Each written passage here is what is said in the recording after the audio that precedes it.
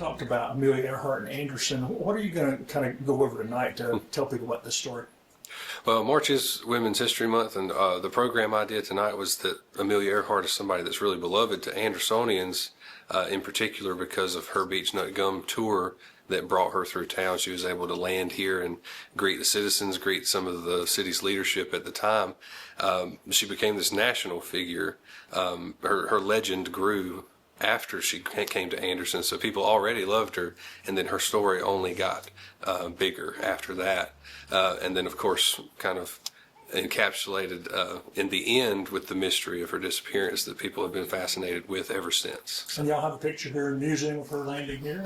We do. There's a very famous picture, a Lewis Moorhead photo, that's been circulated for years. It's probably one of the best pictures of Amelia, one of the most famous pictures in Anderson's history, too.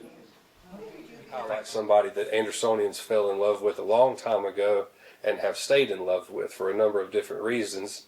Amelia Earhart is a national treasure, really, but particularly to Anderson, we've had this little fascination with her visit here and some of the legends that grew up as her legend continued to build after she left Anderson, too.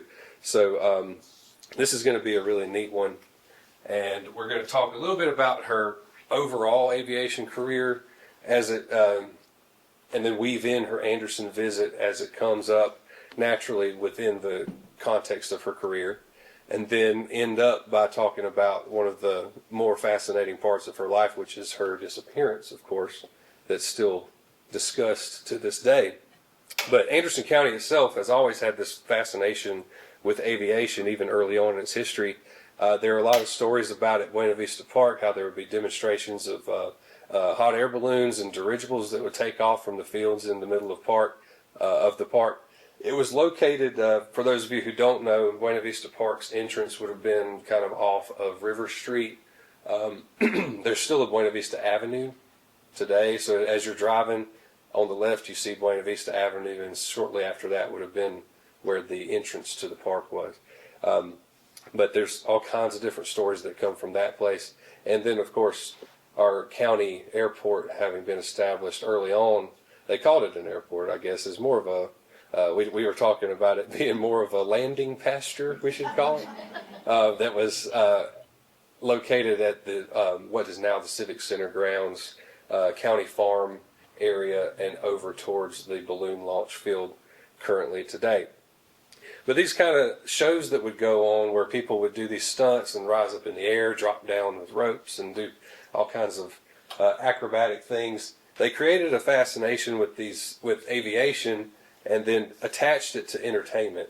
So early aviators became as entertaining to people as like a sports star would be, or eventually you could think of as these daredevil, like people that jump motocross or something like that. It was just this daring thing to be doing, and something that people didn't really understand fully at the time. And Amelia Earhart is among the most famous aviators in American history, maybe rivaled only by Charles Lindbergh himself. So her story is impressive on its own merit. She set all these records for speed and distance, and crossing the Atlantic as a woman. She was the first to do that, the first to do a lot of things in the air. But this legend also was made more impactful because of the enduring mystery of her disappearance later on in life. So tonight, again, we're going to kind of talk about her career in a little more detail, how she got to Anderson, and some of the details of her disappearance down the line. But it kind of goes back all the way to her upbringing. We're going to go. I feel like she was born in Kansas, and this picture looks incredibly like Dorothy Gale to me. I don't know why. It could be Judy Garland. You could trick me. But she was an incredibly tough and resilient child. She got sick fairly often early on and fought through all these things and ended up being a very healthy person, a very strong person, athletic, and very interested in like hiking and outdoors. Spent a lot of time by the Missouri River with her sister, playing, and preferred these things to activities that would be considered more traditionally feminine. She didn't care too much to sit in the house, didn't care too much to play dolls or anything. She wanted to be outside in the thick of things. Even friends and family described her growing up as a tomboy, and her parents supported kind of the more adventurous parts of her nature, even though it was a little against the grain of the times. But her childhood wasn't all fun and adventure. Amelia's father was notorious as a drinker. He would kind of sometimes binge off and leave the girls in the care of their mother or their grandmother for long periods of time. And in fact, when her grandmother passed away, Amelia's inheritance was put in a trust fund because there was some fear in the family that her father would drink it away before she would ever get to it. So this kind of fed into her own admiration for strong female figures in her life, and she even kept a scrapbook of women that she admired in her adolescence. Later in life, she also had a soft spot for children, and would take time in her career after she became very famous to have personal conversations with children when she would get out and meet them at public events. And it could have fueled some of her humanitarian interest in social work as well.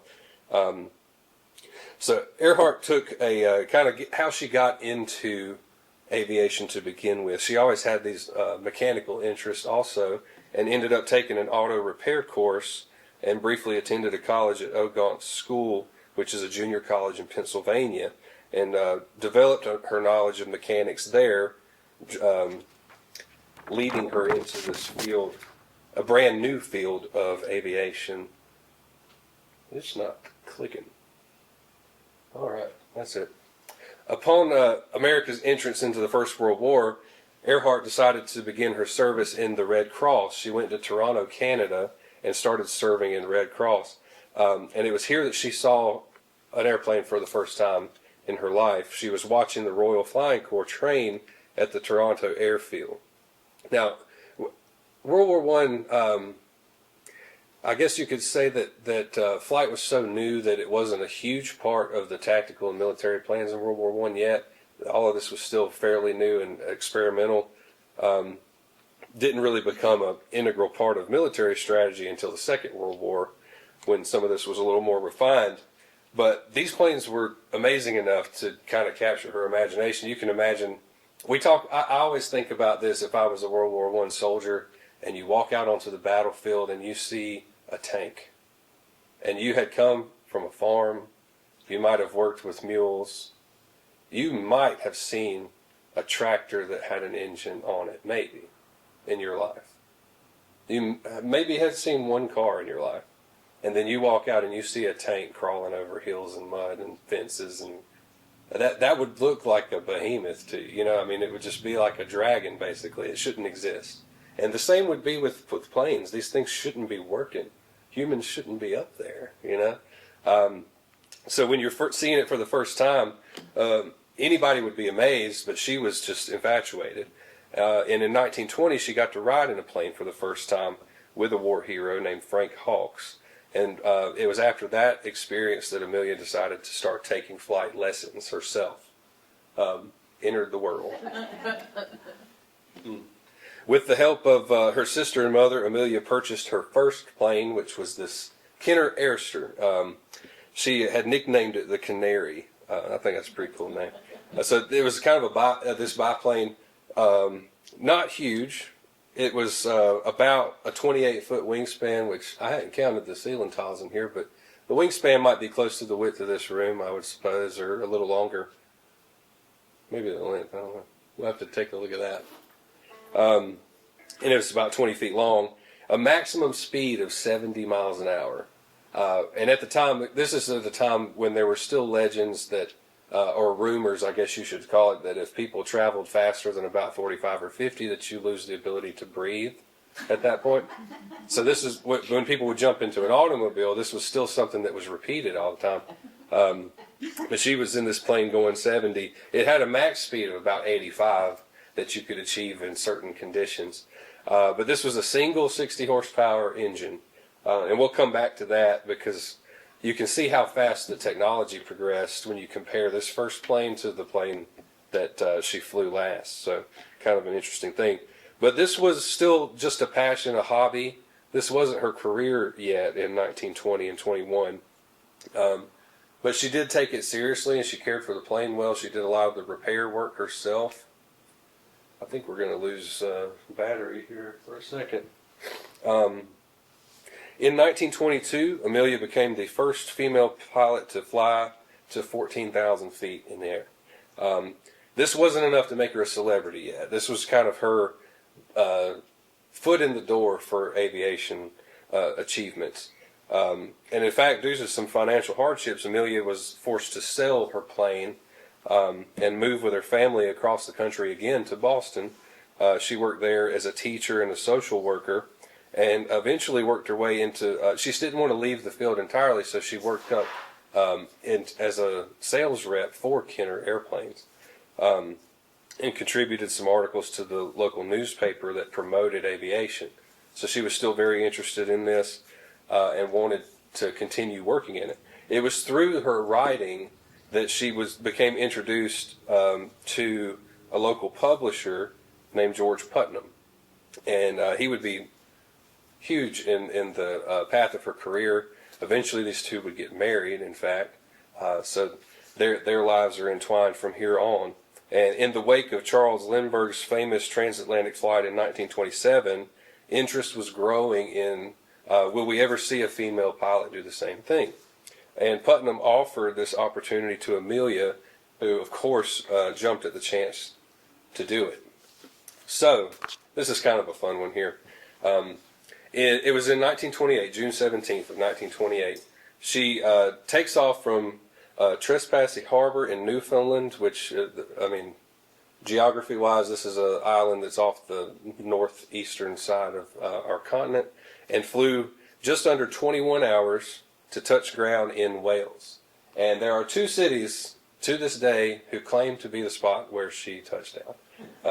And they've never let go. This is this is Buryport, and the town, it is Pwll. That looks like a misspelling, but I'm not going to attempt to pronounce it. They're only 2 miles apart, and each one still claims to be the site of Amelia Earhart's transatlantic landing.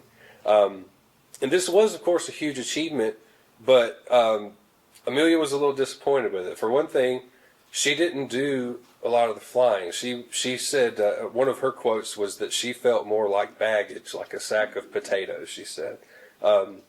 Because a man was flying the plane, she was riding in the plane for this transatlantic flight. So she wanted to do things where she was the pilot and not just a passenger, because she knew she was capable of it. So about 3 months after this flight, Ameilia became the first woman to do a solo coast-to-coast flight across the United States.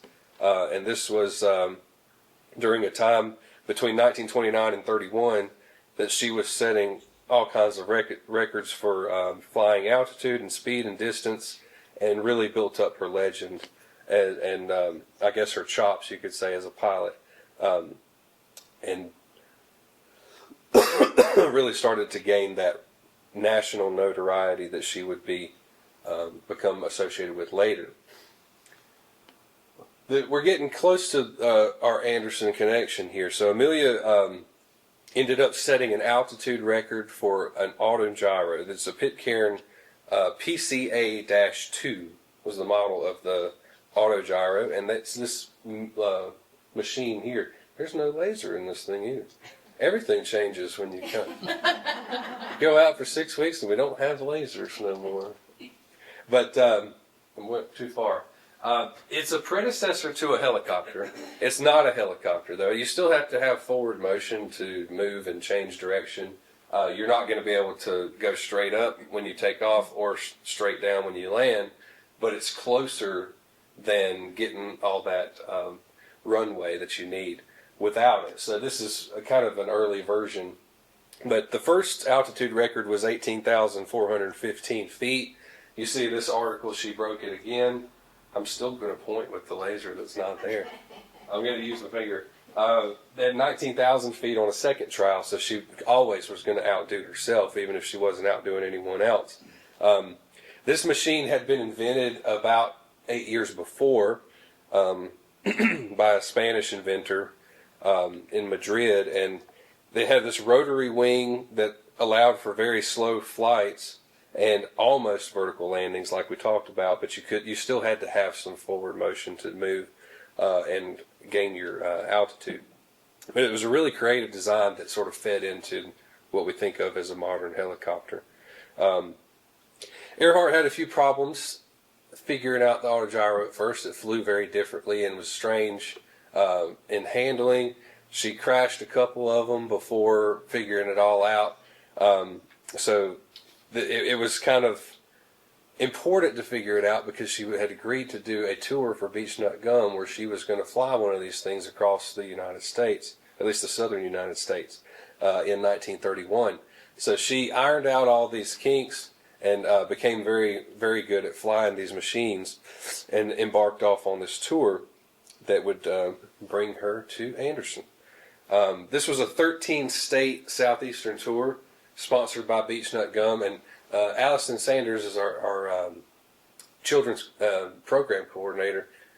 She was sticking her head in, and she said it wasn't Beechnut, it was the other brand of gum.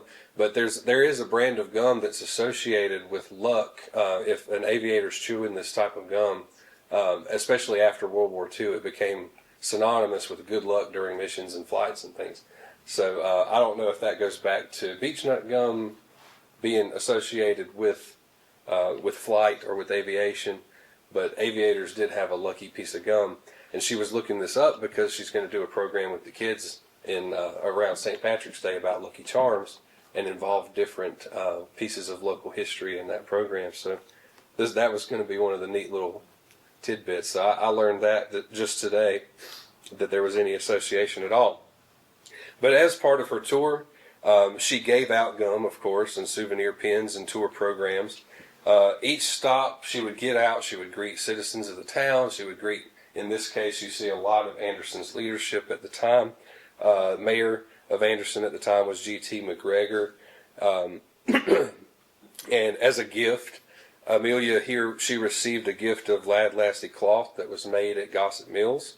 And she had a special visit that ended with a personal speech. She said, "I have enjoyed my stay here, though it was short, because I had a chance to get my breath, and the people have been so nice that I hate to leave." So those were the nicest things ever said about Andersonians. No, she loved it. She was on her way to Greenville to catch a dinner date, I suppose. She had an engagement there, but the tour took her all over. Let me make sure I'm turning to the right page here.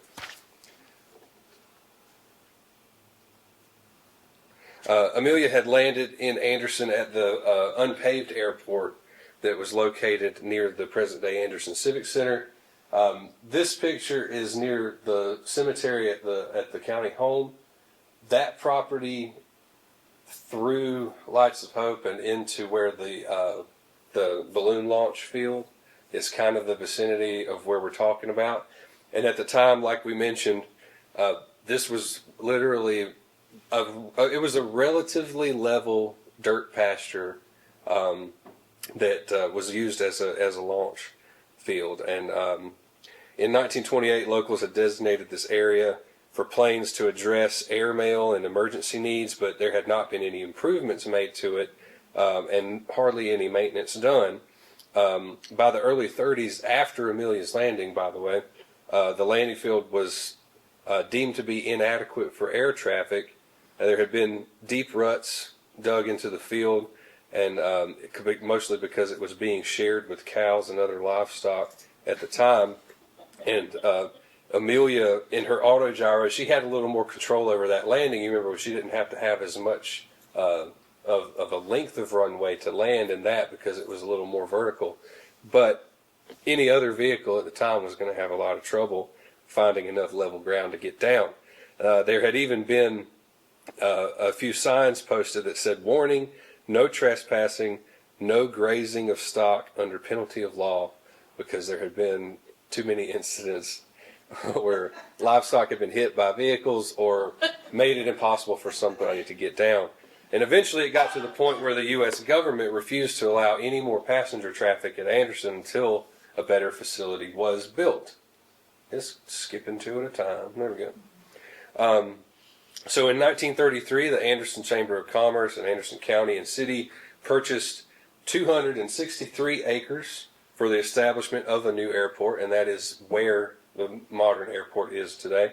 But the demonstrations of flight, there's a huge crowd that gathered out there to celebrate the opening of the new airport. And at the time, really, this was a huge step and probably was inspired in part by Ameilia's visit because, as with any new technology, there's not always a uniform understanding of how important it's going to be. We've seen that in a number of different things. There were people who were very discouraged about the use of automobiles and thought that it would never take off. Similar to arguments now about maybe electric vehicles, and eventually you can imagine that technology will progress to where everyone has an electric vehicle. Probably, I don't know. We'll see if we get there.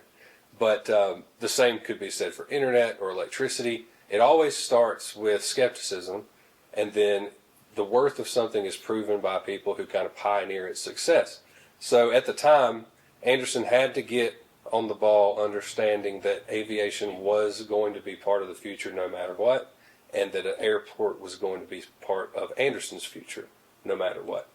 So they did, and it's very good that they did. If the new site hadn't been constructed, for one thing, it provided more than 100 jobs during the Depression era in constructing it. And then also, we may have remained perpetually behind as the future progressed. So, very good foresight in constructing that.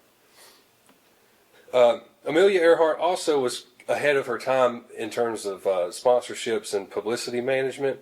Her career led to some book deals and speaking engagements that she had where she was able to champion women's rights in the public eye. And she even started her, well, you see here, this is one of the programs that we talked about with the beech nut gum that would be passed out at the different landing spots. And Lucky Strike cigarettes, of course. That's just a neat little advertisement, a piece of Americana there. She came out with her own clothing line that was marketed towards for the woman who lives actively.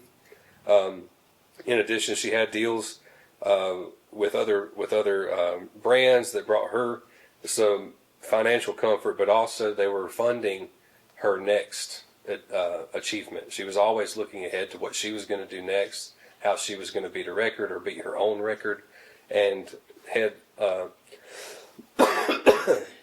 ever into the future. In 1931, this was also the year that she married George Putnam, who was her manager, and you remember the publisher that she met in Boston. The business relationship between the two had kind of turned personal over the years, and even at that time, she was pretty clear about her expectations. This quote's really, I think it explains her personality well. I can't guarantee to endure at all times the confinements of even an attractive cage. I must exact a cruel promise, and this is that you will let me go in a year if we find no happiness together. So she was not going to be pinned up, a free spirit, at a time where that wasn't something that women typically would have said. But how can you blame her?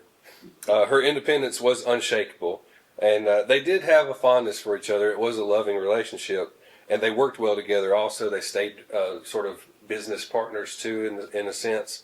But he was with her from that early meeting all the way until the end. He was right behind her. So it ended up being a very beneficial relationship for the both of them. But her goal still remained to become the first woman to do a solo transatlantic flight. And this was people have died doing this. At the time, you could compare it to trying to climb Everest or something that just seemed out of reach. In 1932, May 20th, she began a trek from Newfoundland again and flew through the night towards France. After the sun went down, she had gone up in altitude and started, ice was forming on the plane, and it was interfering with the way her instruments were reading, and she felt forced to come back down in altitude at that point, but she didn't want to get too close because, as you might be aware, especially at night, flying over water, you start to have issues figuring out how close you are to dark water. So there was a lot of danger in coming down in altitude in this malfunction. So she started to realize that the reserve tank was leaking, and she wasn't going to have a lot of leeway to find a place to land if she couldn't. So she found herself off course and made a landing on the Gallagher family's farm in, where were we? Londonderry, Ireland. So it wasn't according to plan, but she did make it. And it was about a 15-hour flight that she had done this. And if you remember, the first time that she flew over the Atlantic, it took 21 hours. So we're already shaving time off significantly. And it also coincided with the 5th anniversary of Charles Lindbergh's transatlantic flight. And it was really after this flight that her national recognition came. She became a hero to people. And here's just a series of records that or achievements in addition to records. In August of 1932, she became the first woman to fly solo across the United States. She went from LA to Newark, New Jersey. And in this flight, she also set a coast-to-coast speed record in 19 hours and 5 minutes. She did Hawaii to California, and this made her the first person to complete both Atlantic and Pacific flights. She did a Mexico City to New York. She just, every opportunity she had to do something, she did. And she was forced to kind of constantly one-up herself to the point that there was really only one thing left to do, and that was to fly all the way around the world. It's the last thing she hadn't done at that point. So at the time that Ameilia landed in Anderson, again, this was 1931 when she did that, she was really just getting on the rise. But each time she achieved something, she seemed to become more and more invincible, you could say, and it's almost like a superhero, to the point where when something finally did happen to her, people found it very hard to believe that it was possible. So Earhart decided to take on the round-the-world flight, and this is in 1937. So where were we? She would be the first woman to do this, of course. And to complete the journey, she got a Lockheed Electra 10E, and this is a picture of the plane. This was considered state-of-the-art in 1937, and it was provided to her by Purdue University and several aviation companies that kind of partnered to sponsor the flight. This one was powered by two 250 horsepower engines. So if you remember, the first plane she ever had one 60 horse motor. And now she was able to go over 200 miles an hour, which is an incredible amount of ground to cover between the 1920s and 1937. But this was considered the best plane to do this in the spring of 37, and she was going to do it. Ameilia was joined by a crew that was going to aid in some of the piloting. There would be turn-taking, of course, with piloting the plane, navigating the route, and these are some of the guys who were going to join her doing it. There was going to be technical advisor Paul Mance, a navigator to Australia, Harry Manning, and a navigator after that would be Fred Noonan. And originally, they were planning to set off to the west. It didn't go according to plan. The gang, they left from Oakland and landed in Hawaii. Mance was the one who was piloting the plane at the time. It looks like he was trying to drive it, I guess. So when they tried to take off from Hawaii, the plane spun and crashed before it could take off due to some damaged landing gear. When Paul Mance had landed in Hawaii, they think that it damaged some of the landing gear, and it was in the way, interfering with some of the mechanisms of the plane. And when they took off again, this happened. So they were set back. They had to start over. It was about 7 weeks before the repairs were made and new parts were installed. And witnesses claimed to see some of the tires, or one of the tires burst and it sent the plane out of control, all that. So it was awful, and they were very discouraged, but ready to get started again after 7 weeks of repairs to the plane. At the time that they were going to set back out after the 7 weeks, it was deemed safer at the time due to sea conditions and weather and all these other factors not to go west, but to reverse their route and go east instead and make the Pacific legs the last legs of the journey. So there was also another change that Mance and Harry Manning were no longer available to go with them. So from Oakland to Miami, her husband, Putnam, he actually joined the crew up to that point. But then after that point, it was just Fred Noonan and Ameilia that completed the rest of the flight. So again, if you look at the map, we've got these little hops. Each of these stopovers, as they call them, were places where they could fuel up or get rest or get food, do these different things that you had to do. But the problem is that there are certain ones that are longer than others, of course. So this between Brazil and Africa would be a much longer leg, offering some chances for things to go wrong overseas. And you have that again when you get to New Guinea and we're ready to jump to Howland Island. And this is kind of where the mystery starts, so to speak, about her disappearance. There's about 7,000 miles left to fly over. And this was the most dangerous leg of the journey. There were transmissions from Earhart mid-flight about her attempt to reach the Howland Island in the Pacific and when it went wrong. One of the last transmissions that she sent was saying that we must be on you, but we can't see you. Fuel is running low. Been unable to reach you by radio. We are flying at 1,000 feet. But the problem was that she could send these communications, but she wasn't receiving anything back. And visibility was so low that she had no idea where they were. And the last thing heard from her was at 8:45 a.m. on that morning. We are running north and south. That's the last that was heard, and then disappearance. So the largest naval search in history commenced after this point. They were trying to locate, of course, Ameilia, Noonan, the plane, anything, so that they could find some evidence about her status or what happened to the equipment or to the flight. President Roosevelt ordered a search utilizing air and sea vehicles, and it amounted to a $4 million effort. To this day, it's uncertain what came of her. George Putnam himself, this was her husband, George Putnam, financed many private searches trying to find his wife, but there was no physical evidence found of her, Noonan, or the plane. And Ameilia was declared legally dead a few years later. It was 1939 in January. On Howland Island, this lighthouse was constructed in her honor in 1938. And in fact, it suffered some damages after some World War II bombings, but it survived and it's still there today. But the island itself is now a wildlife reserve, in fact. Pretty interesting spot.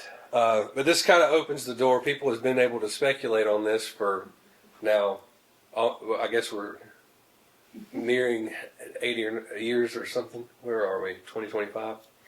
Anyhow, it's been quite a while, 90 years almost. And theories have abounded. There's all kinds of things. And this is something, if you know me, you know that I really get into this kind of thing. I love it to death. It's so much fun, but there's rarely ever any substance to it. But that doesn't mean you shouldn't have the fun, if you're asking me. So there's a lot of people, even at the time, there were just people that were simply unwilling to accept her death. And it led to a lot of theories about what could have happened. One of the first things that was brought up, you see, Fred Noonan's drinking. This was he had a problem with alcohol. Could have led to him making some sort of error as the navigator. People have cited a note that was sent by Amelia Earhart to George that refers to his personal unfitness in the middle of the flight. So there's been a lot of speculation that maybe he was the reason they were off course that day. It's also been posited that the two searched so long that they just simply ran out of fuel and crashed into the sea. And in fact, this was the conclusion of the U.S. government after the investigation. They said that the problem of fuel was exacerbated because they had left low frequency radio back in Florida at Miami at that stop, because neither of them really knew how to operate it. They preferred the other radio that had voice, but the low frequency radio was not included in the gear that they continued on the trek with. So that might have left them unable to send or receive communications then. Another possibility is that they turned towards another island instead of continuing towards Howland. So this one is supported by some interesting finds. They say that they being people who support this theory, say that they could have survived for days or weeks on Gardner Island, where a lot of searches have turned up after the fact things like plexiglass on the island that people think could have been part of the window of the plane, a woman's shoe and a cosmetic jar that date to the 1930s that were unearthed there, improvised tools and evidence of habitation, and some bones that were confirmed to be part of a human finger that were found. So all of those are used as evidence that there were people living on Gardner Island for at least a matter of weeks, and it could have been these two. All of these theories are a little bit inconclusive in places, but they're a little more plausible than our next set, which I have categorized myself as the conspiracies. And these are fun as well, of course. So some say that Amelia Earhart survived the crash and moved to New Jersey. It gets better. She was trying to change her identity. I guess the idea being that she had rose to this level of fame that she was not comfortable with, and she wanted to start over. So she adopted the identity of Irene Bolam. And this was later proved to be impossible, because there is an actual Mrs. Bolam who reached a lucrative settlement with the publisher of a book called Amelia Earhart Lives for damages in about 1970s or so. So she did not appreciate the speculation. Others posited that maybe she was working for FDR as a spy on the Japanese. This one's kind of neat, actually. In this theory, Howland Island was more or less a red herring that would allow Amelia to instead head to Japan to gather intelligence. This again being in 1937, there's a lot of efforts taken to link it to future World War II engagement and intelligences, but kind of a tough connection to make. But on the flip side, there are also those that say no, she wasn't heading there. She was actually captured by the Japanese because they wanted to see the technology that was used in the creation of the plane. Again, the Lockheed plane that she was flying at the time was considered kind of cutting edge technology, and they could have used both the technology in military application, and then maybe also used the celebrity of Amelia as a bargaining chip between the U.S. and Japan. But my favorite one is that she was abducted by aliens in the movie. She has been brought up on Ancient Aliens multiple times. Star Trek Voyager. Yes, exactly. Exactly. Interestingly enough, even as recently as 2017, additions to the theories have come. So there was a History Channel documentary that aired in 2017 that featured this photo, which was taken at the Marshall Islands. There were several experts brought in throughout this documentary, if you'd like to call it that. I suppose maybe a special would be better. Well, I don't know. Yes? I saw one last night on the History Channel. They updated it. Really? Yeah. That with this same photo? No, I thought it was an hour long. I don't remember. Yeah. Well, I mean, it's kind of striking when we get into it here. This is interesting for sure, but we'll kind of talk about the problems with it. But the experts come on, and they were going to analyze the facial structures and the body proportions and all kinds of things about the people in this photo, because if you zoom in, they looked at hairline, they looked at everything. They believe that this man and this woman are Noonan and Earhart, and this was taken in the Marshall Islands. And in fact, they think that you can see the wreckage of their the fuselage of the plane out on one of these ships as well. I didn't zoom in on that. But they came to the conclusion that these two people were Earhart and Noonan in the middle of this special on the History Channel, and they claimed that again that the fuselage could be seen on one of the cargo ships in the background. So they had been captured and held in the Marshall Islands as prisoners of the Japanese government, and the case was solved and book closed. But the problem with the photo came along later. It had appeared somewhere else. A Japanese military blogger found the same photo in a Japanese language travel log that was archived in one of Japan's national libraries, and the picture had been originally published in 1935. So this was 2 years before Amelia's disappearance, and therefore it couldn't be her after the disappearance. So it's kind of interesting, but people definitely aren't going to give up on it. This one here appeared in 2019.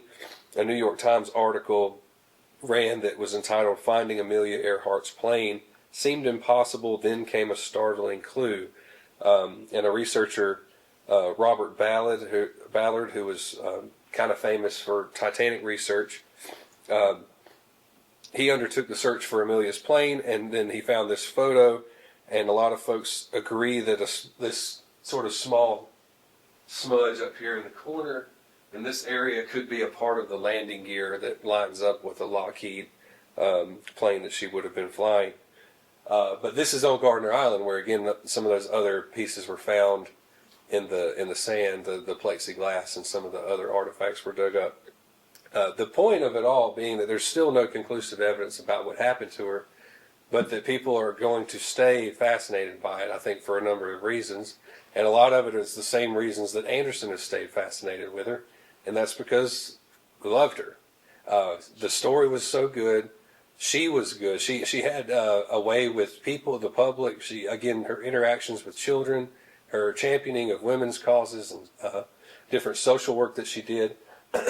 And all of that made her so likable and such a national hero at the time and later on in the retrospect of history too.